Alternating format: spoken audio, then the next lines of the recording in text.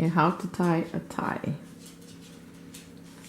So basically you want the skinnier part of this tie to be short, like about there.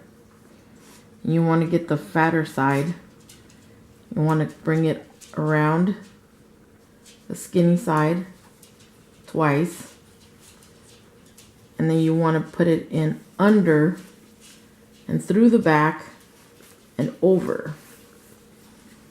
Once you've done that, you want to put this piece, the thicker side, on this knot right here, on that first knot that we made.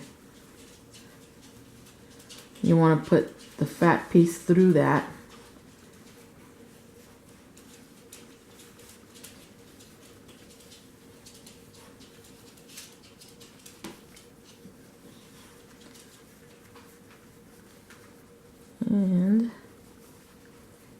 And then to make it tighter, you could always move this back piece back and forth like this. And then there's your tie.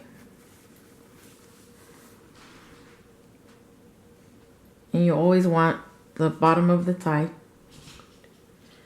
to always end up about where your belly button's at.